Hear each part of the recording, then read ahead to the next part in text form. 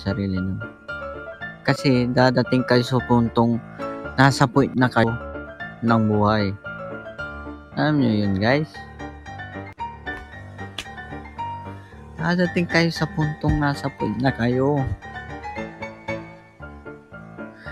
Yung sobrang poor nyo, tapos ang hirap talaga. Dadating sa point na kakausapin mo sarili mo, tapos magiging mag-isa ka, tapos lonely ka pa, wala na. That's a depression. Ibibili ng gamot pag masakit ang tuhod, o kay sarap isipin kasama kang tumanda.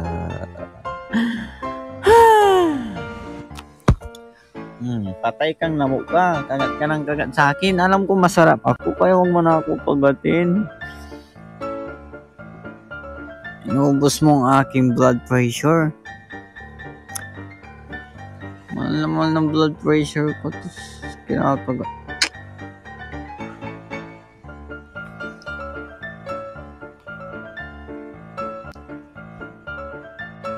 Diba guys, masarap ako.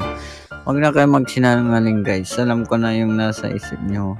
Very yes.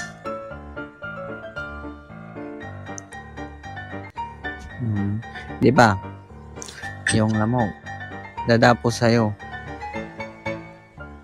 Tutusok yung ano niya. Nguso niya, yung needle. Tapos sisipsipin na. Tapos pag nabusog, siyempre iba yung lamok namin dito, dinosaur.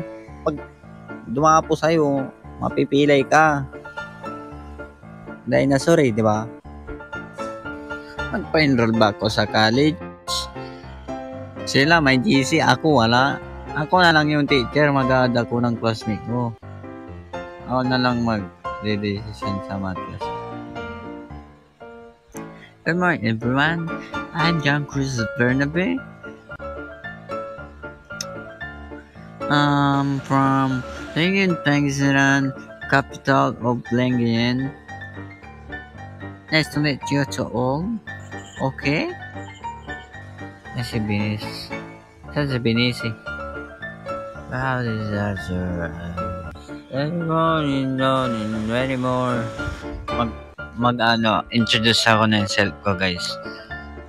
Tignan nyo. Hi everyone. I'm Bernabe. I'm 2 years old and currently live in Lingayen, Pangasinan, the capital of Lingayen. My hobby is playing basketball and volleyball. Looking forward to getting to know all of you. Thank you. My motto is life.